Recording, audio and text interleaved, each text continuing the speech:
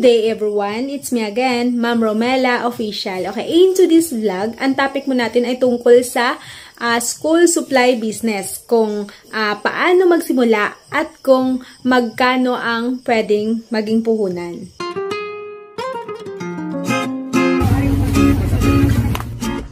Bago tayo magsimula, sa hindi pa nakasubscribe sa aking munting channel, please subscribe my channel and hit nyo na rin yung notification bell para updated kayo pag may bago akong upload. Paano nga po ba magsimula at magkano ang pwedeng maging puhunan sa isang school supply business? Okay, simulan po natin muna sa paano nga ba magsimula. Unang-una, dahil nagsisimula pa lang tayo, kailangan nating alamin kung ano nga ba ang palaging binibili or ginagamit ng ating mga guro, estudyante, at mga nag-o-office. Dahil sila talaga yung ating target.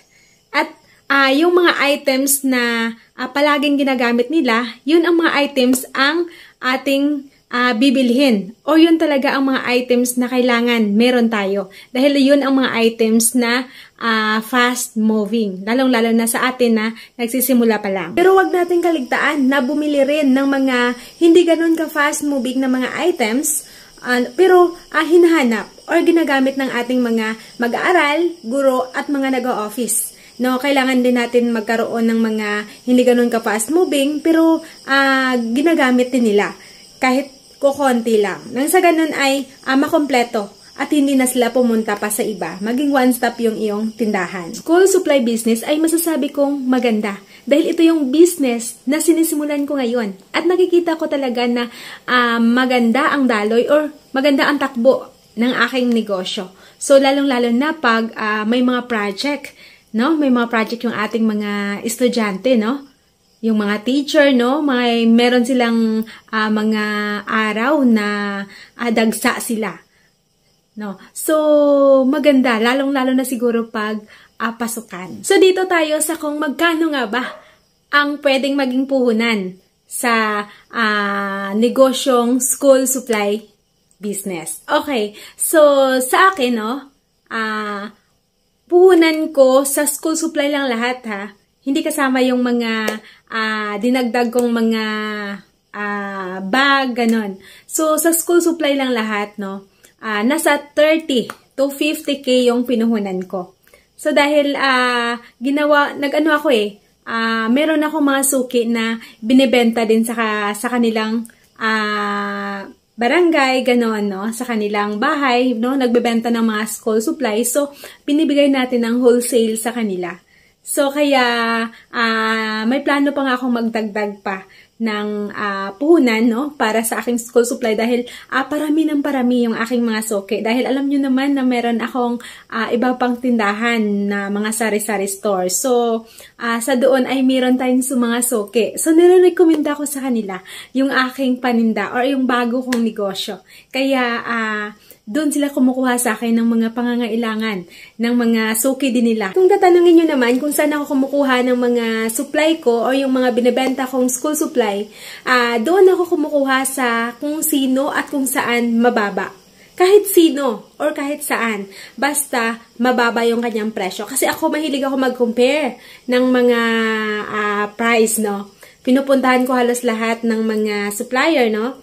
Kung sino yung mababa, doon ako kumukuha. Maganda talaga ang negosyong ito dahil maliban sa fast moving ay wala pa siyang expiration.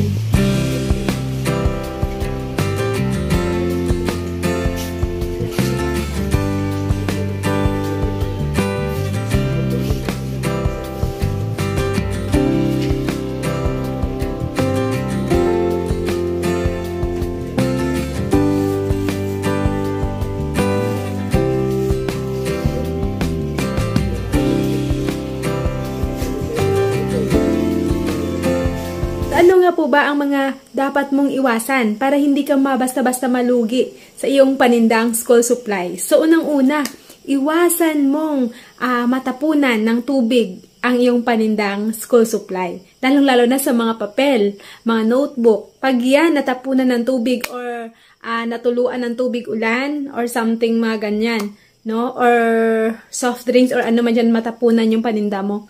automatic malulugi ka. Kasi, magdidikit-dikit yan, lalo ng mga papel, notebook, nung magdidikit-dikit. So, hindi mo siya na mabenta.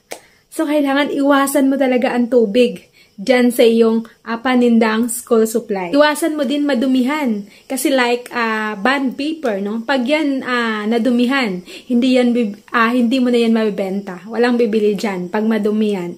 Lalo na pag madumi yung ating kamay, no? Hahawak tayo dyan, no?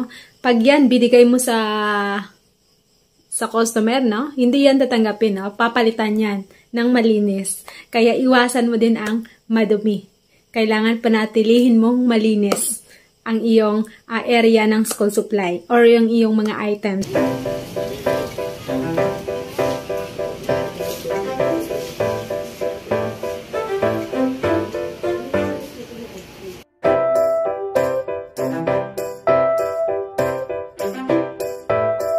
Kaya sa mga nagbabalak dyan, magnegosyo ng school supply, naku, magsimula ka na para sabay-sabay tayong aasenso. Hanggang dito lang po tayo mga Lods at sana nagustuhan po ninyo ang ating topic ngayon. At sa mga palaging sumusuporta at sumusubaybay po sa aking munting channel, maraming salamat po sa inyong lahat. At sa mga hindi pa pala dyan subscribe sa aking munting channel, please subscribe my channel and hit nyo na rin yung notification bell para updated kayo pag may bago akong upload. Thank you!